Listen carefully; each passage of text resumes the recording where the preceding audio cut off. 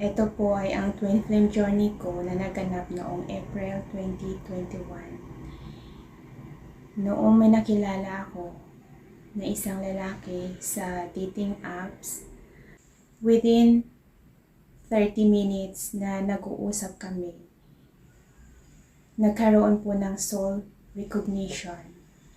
Ang soul recognition, ito po ay mararamdaman natin kapag na-meet natin yung isang tao in the first time natin na na-meet. Parang feeling natin, kilala natin siya, yung parang magaan yung loob natin sa kanya, na parang matagal na kayo nagkakilala, yung nagkagaanan na agad yung loob nyo kahit na first time nyo palang nagkita. Dahil po sa feelings po natin, energetically po, kaya po ng soul natin i-recognize yung mga tao na family member niya dati dahil po yan sa past life natin.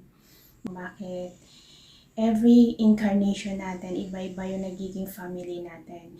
Pero kapag ginamit po natin yung puso natin o yung pakiramdam natin, kaya po i-trace ng feelings natin yung mga tao na malapit sa atin dahil energetically attached pa rin po sila sa energy field natin kahit na wala man po tayong maisip o wala po tayong memory about sa nakaraan natin dahil po yan sa veil of forgotten prior sa incarnation kung bakit wala tayong maaalala. Pero kaya po ma-recognize ng feelings natin yung mga tao na dati natin nakasalamuhan noong unang panahon sa past life po natin yun na experience dito sa mundo.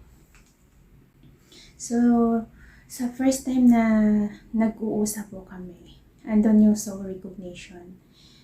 Umiyak po ako dahil sabi ko, bakit itong tao na to, first time namin nag-usap through chat, bakit parang kilalang kilala niya na ako, parang alam niya lahat ng gusto ko, yung lahat na gusto ko sa buhay, alam niya, kaya na-touch po ako at the first time in my life at hiniling ko kay God. Ganito na po ba yung the right person para sa akin na matagal ko na pong hinihiling sa inyo. Kaya through dreams, sa panaginip po, nakakita ko naman po na positive naman po yung panaginip ko, yung sagot sa prayers ko. After 1 week, nagplana po kami ng future namin to settle down. Second week of April, nagkita kami in person. After third week of April, naka-receive ako ng message galing sa kanya na gusto niya na po makipag-break up sa akin. For the first time din na nangyari sa buhay ko na